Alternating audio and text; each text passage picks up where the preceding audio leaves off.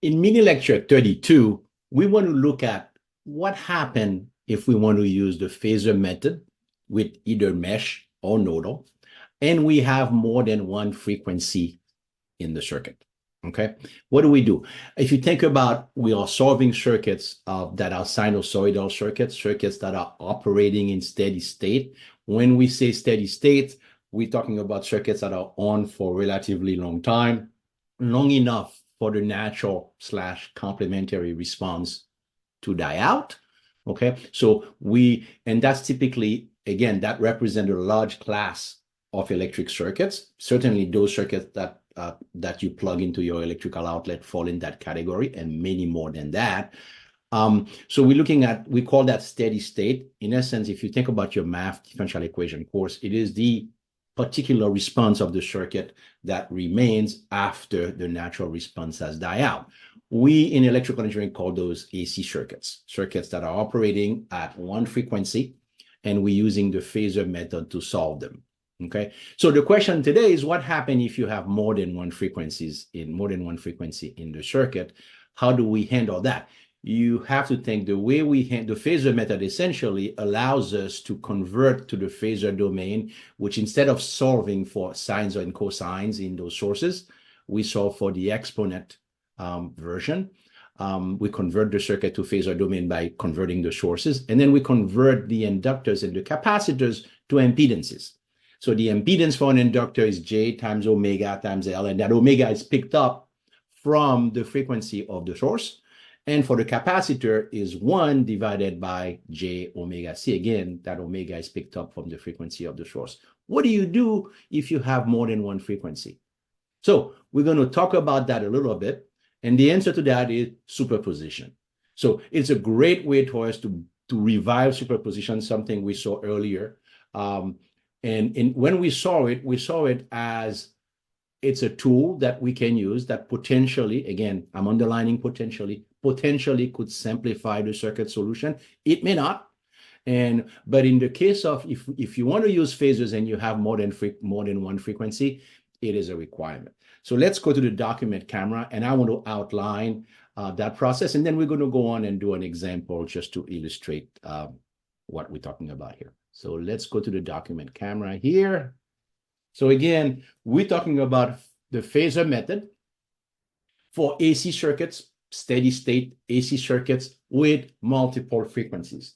How do we deal with that? The answer to that is superposition. Okay. So anytime we talked about superposition, when I first talk about superposition, I purposely use the example of, I asked students in class and on the video, how do you calculate the derivative of, say, x squared minus 4x? And most students could tell me the derivative of x squared minus 4x is 2x minus 4. And when you do this, you actually apply the concept of linearity.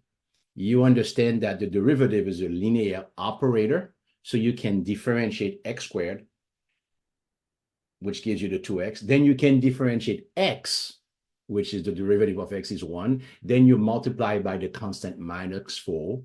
And then you add the two results of these derivatives to get the derivative of x squared minus 4x. And that's a basic concept of linearity. So what linearity tells us, let's draw a circuit here. So let's put a circuit that has everything we have. Dependent sources, inductors, capacitors, just about every element we have. And let's assume that the response is some voltage, could be current, but some voltage here, which we call V1 of t. Okay. And then let's put some sources. Purposely going to put. So I'm going to do this with 3 sources. This particular discussion here can expand to any number of sources here. Purposely going to put some current source and voltage source here, and let's give them some value. Okay. Cosine omega 1 plus phi 1. So omega 1 is the frequency of that source, okay? This current source here has 2 cosine same omega 1 plus another phase phi 2. And then this voltage source here, we're going to say it is 10 cosine omega 2 t plus phi 3. Okay, so we have 3 independent sources. The first thing that you need to know, superposition only apply when we turn off sources. We're going to turn off sources here. That only applies to independent sources. Dependent sources, again, remember, dependent sources are modeled for electronic devices. We never turn them off. So this is as general as it gets. The only difference is we only have 3 sources here, and we have 2 frequencies. I purposely do 3 sources and 2 frequencies to show you. So, and what we're saying essentially, what superposition tells us is that we can actually write it as a sum of 2 voltage, VA and VB. We could do superposition on each source individually, each independent source individually, but we can also do it by frequency. So we're going to do the first, it's going to be essentially from just the frequency omega 1t, by the way. Okay. And then we'll do the second frequency here. So what do we have here? We have essentially 2 circuits.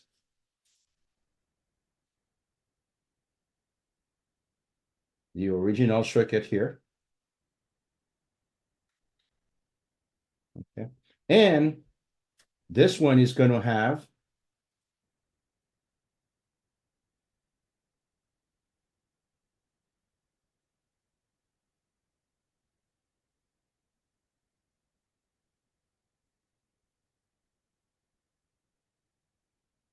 and then now I'm going to put VA here of T and that current source.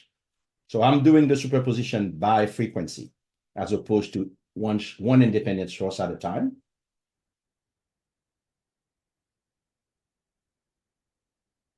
And then I'm turning off this voltage source. And we know now when we turn off this voltage source, it is a short circuit. The voltage source turn off is a short. So I calculate then the voltage VA of T. I can apply phasors because I only have one frequency. Omega is equal omega 1. Okay. So I can calculate my impedances for my capacitors as 1 divided by J omega 1C. And for my inductors, I can calculate J times omega 1L. Okay, so I can calculate my impedances for my inductor with the omega 1 frequency. There's only one frequency, omega 1, and I turn off the source, the other source that has the other frequency. Okay, so that's the first part here. And of course, the other part is this.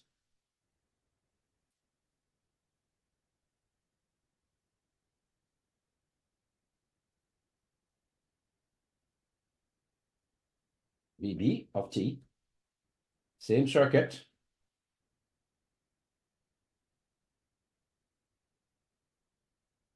And then now I'm going to only leave the source that has omega 2. I'm going to only leave that as working source and turning off the sources that have omega 1 for frequency here. So what do we have here? So this is 10 cosine omega 2t plus phi 3. And then I'm going to short circuit that voltage source, because a voltage source turn off become a short circuit, and then the current source here becomes an open. Okay. So that's my second circuit here. And in this particular case here, omega is equal to omega 2. So I calculate again my capacitor as 1 over J omega 2C, and my inductors as J times omega 2C. And J times omega 2L for my inductors. And I can then proceed to carry a phasor approach separately by frequency here. This circuit here for one frequency, the sources that have one frequency, turning off the sources of other frequencies. And then the second circuit here, the second frequency turning off the other frequency. You can extrapolate this with multiple frequencies, with any number of frequencies. I think 2 is a good enough to give you the feel for it. What you have to remember again, what happened when you turn off, anytime you apply superposition, you're going to be turning off independent sources. So you have to know what happened when you turn off a voltage source and what happened when you turn off a current source here, in this case here. So, but we're turning them off in this example here by frequencies. So I'm going to go ahead and essentially show you an example of this. And I think that'll be a good way to cement this particular concept here. So let's go to the PowerPoint slide and look at this particular case here. All right.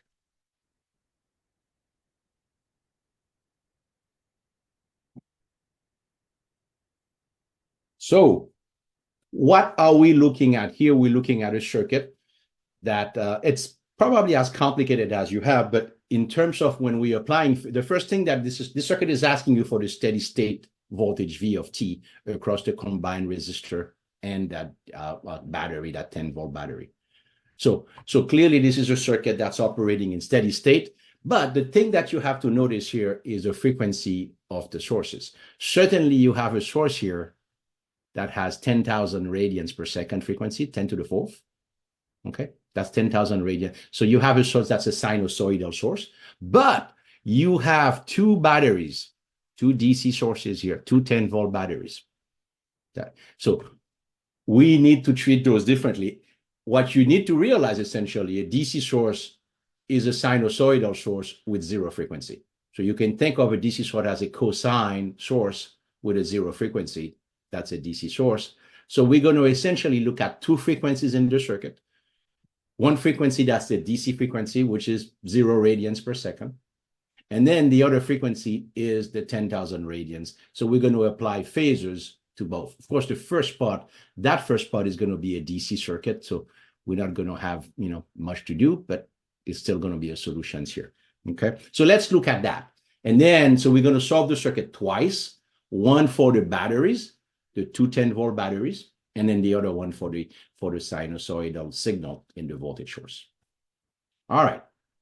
Okay, for one, so we do the superposition of one frequency at a time, just as I explained essentially on the document camera earlier.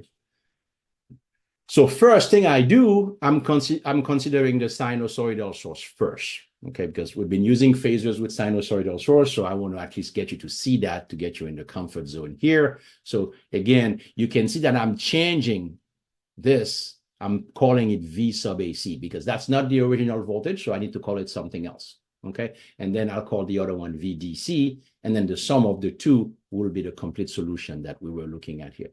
Whenever we're doing phasors, this is a textbook phasor. This is a sinusoidal source that's on for a long time. So we're going to convert this to phasor domain. The source is going to be 0.4 at an angle 0 because the cosine function has no phase angle. And then I'm going to calculate it's only one capacitor, really. I'm going to calculate the capacitor impedance as minus J divided by omega C, okay? So when we do this, we get the impedance for the capacitor at the frequency 10,000 to be minus J20, okay? And I'm immediately going to go right to nodal for this particular case. I could do mesh. There's nothing drastic about it, but I'm going into a nodal and I select the reference node at the bottom, okay? And then I put other nodes I call V1, V, and VAC, okay? All right. So important to see, obviously, one of the things I'm going to do a super node here about this. But again, I often don't draw the super node because it has a reference node, and I'll be writing a source equation saying V1 is equal to 0.4. Okay. So when we're doing nodal analysis, each voltage source gives you a source equation. In this particular case, it's going to be V1 equal 4. And then I am going to do KCL at node V and at node VAC. Okay, it's standard nodal problem here in phasor. So again, source equation for the voltage source V1 is 0.4.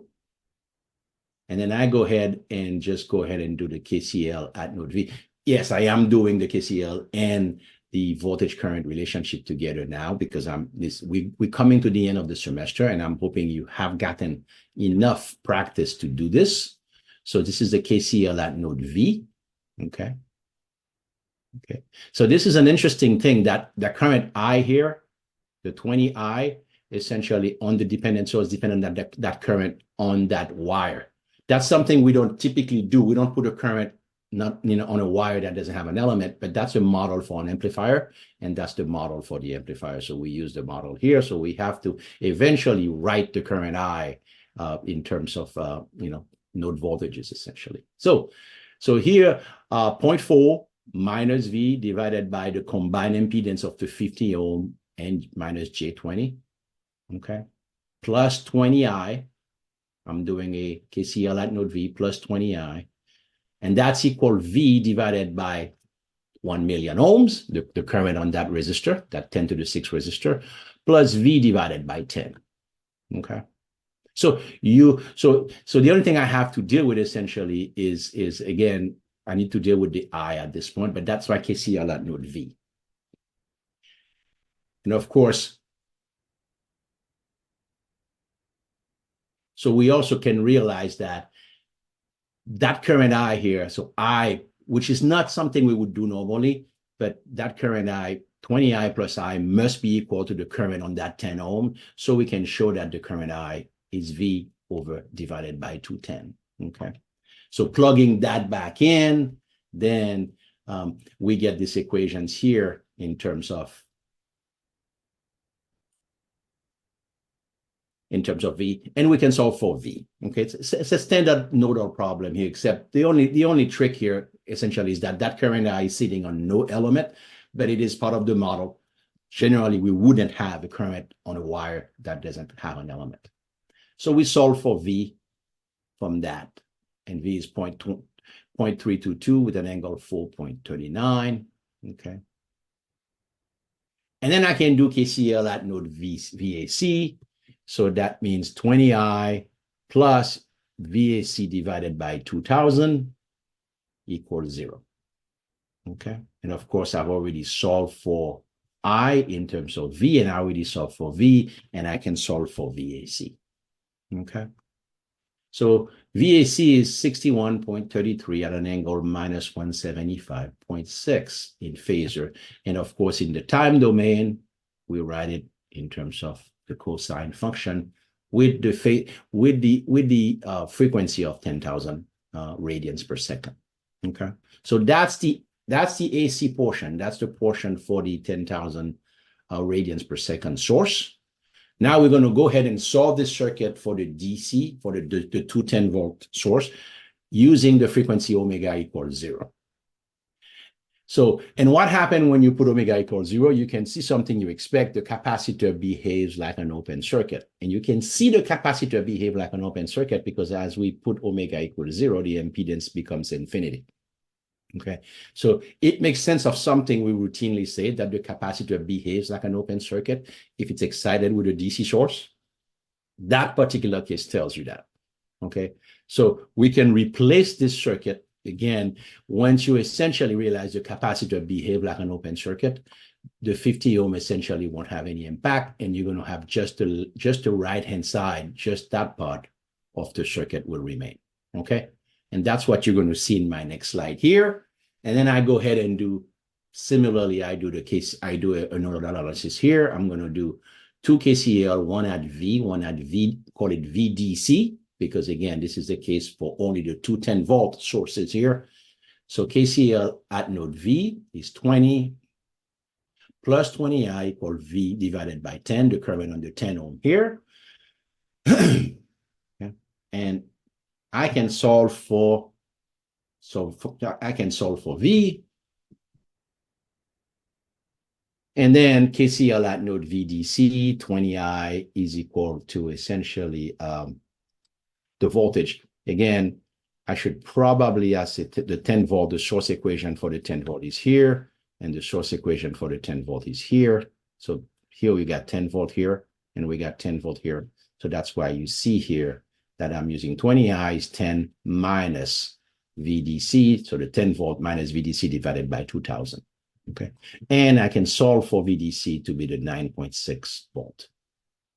Okay, So that's the solution. Again, you could do mesh. There's nothing particular about this here. We're doing, basically, we need to do two KCL equation, one at node V, one at node VC, and solve for V and VDC. Okay.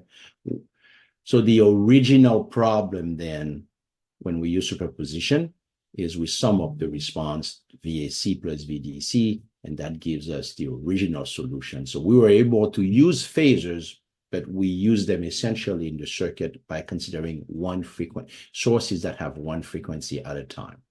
Okay, so it's a good example. So in these cases, superposition is not a choice. If you ever get a problem that have multiple frequencies in them, superposition is a requirement. You can't use phasors. Some students think, why don't I average the frequencies? Like if you had two frequencies and average the frequencies, that's a very clever answer, but not an accurate answer. You can do that. You can just average the frequency and get the response for that midline frequency. So you have to do it one frequency at a time. Regardless if you have several sources at one frequency, I tend to lump them in one and then do one frequency at a time. I hope that makes sense.